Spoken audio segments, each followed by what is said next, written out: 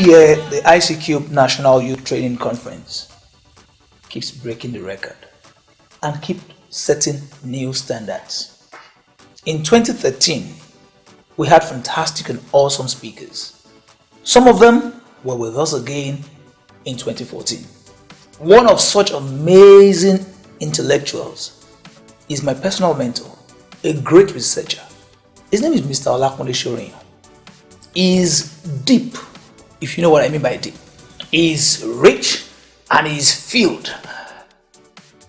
In 2014 conference, Mr. Olakunle Soriyan completely, what do I use for you? Mesmerized the crowd, wowed the crowd, intimidated the crowd. I don't know what to say. But what he did was justice to the topic he was given. He went straight at it.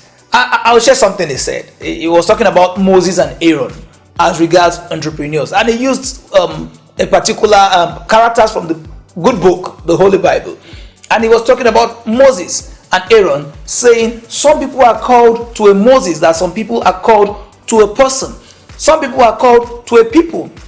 So whilst Moses was called to the people, Aaron was called to Moses. So not all of us will necessarily be entrepreneurs. Some of us may also be working with entrepreneurs, and that may just be fine. You know, this was his own opinion about it, and I think it's fantastic. He shared a whole lot of other deep thoughts, but you may need to go through the video that comes after this short presentation to understand the depth of wisdom that Mr. Soriyan shared in the video. Enjoy it. There are only two people everywhere, every time. In an economy, for example, those who start businesses and those who work for businesses. None of them is better and none is worse. It's about role playing. What is important for you is to find your role. If you are a Moses, for example, you are called to a people. If you are an Aaron, you are called to a Moses. There's no greater attention. Just violations are not those outside of you, but those that are seated inside of you. Stop pretending that greater comfort comes from compromising your essence and meeting the requirements of your economics. To make a lot of money in your pocket is not the standards of your existence. The greatest things you can do is to be able to communicate value with who you are in such a way that your environment can be grateful for. Once you miss that mark, you've missed everything, if you end up as a multi-billionaire. The ability to plan, to set skills, to do all of that have their nuisance value. To be an arm robber, you have to be a very great planner. As far as I'm concerned, one of the most successful project managers in the world was Adolf Hitler. To manage a world war requires superior project management skills. But who is grateful for that? So, to be a Bin Laden, you have to be a long-term planner. Am I correct? To escape the intelligence of CIA for over 10 years and nobody can find you requires a lot of thinking and planning and thoroughness. Bin Laden had all of that and nobody is grateful that is on ground.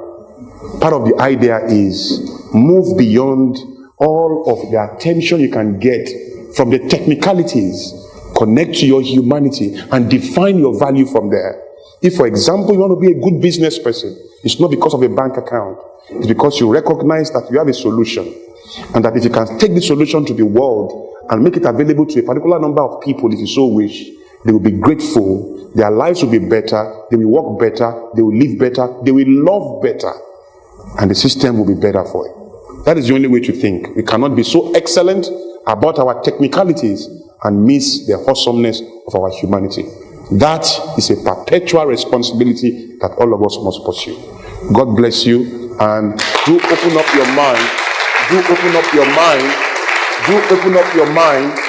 Do open up your mind to all that is about to happen today. I'm sure speakers are lined up to be able to show you secrets about life, journey that you are here to embark on. Take them seriously, research them after, aggregate all of those, and then make up your mind as to how you want to run. Again, God bless you and have a nice day. God bless you. How have you been, sir? I've been good, really good. In 5 seconds, please, in a few seconds, excuse me, tell us what do you think about the state of unemployment in Nigeria? Unemployment is a reality, but it's not much of a challenge as what unemployability represents, which is strengthening unemployment. The economic indices that create unemployment are clear.